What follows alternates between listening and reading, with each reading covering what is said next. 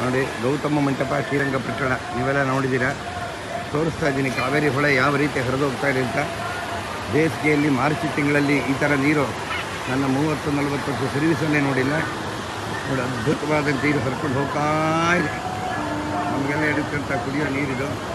ನೋಡಿ ಮಂಟಪಗಳಾಗಲೇ ಅರ್ಧ ಬರ್ತಾ ಇದೆ, ಇನ್ನೂ ರೈಸ್ ಆಗ್ತಾನೇ ಇದೆ. ರಾತ್ರಿ ಇನ್ನೂ ಸುಮಾರು ಕನಿಷ್ಠ ಪಕ್ಷ 3-4 ಕಡೆ ರೈಸ್ ಆಗ್ಬೋದು. ಇದೇ ರೀತಿ ಒಂದು ವಾರ ಹರಿಬೇಕು ಅಂತ ಏನೋ ಆರ್ಡರ್ ಆದೇಶ ಆಗಿದೆ ನೋಡಿ.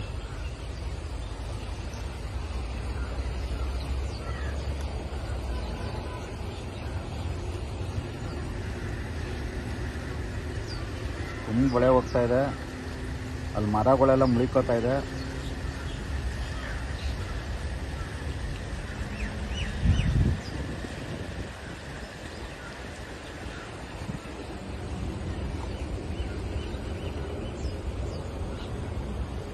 ನಮ್ಮ ಜನಕ್ಕೆ ಬರೀ ಕುಡಿಯೋಕೆ ನೀರಿಲ್ಲ, ಬರೀ ಜನಗಳಿಗಿಲ್ಲ ನೀರು ಕುಡಿಯೋಕ್ಕೆ, ದನ ಕರುಗಳಿಗೆ ನೀರಿಲ್ಲ.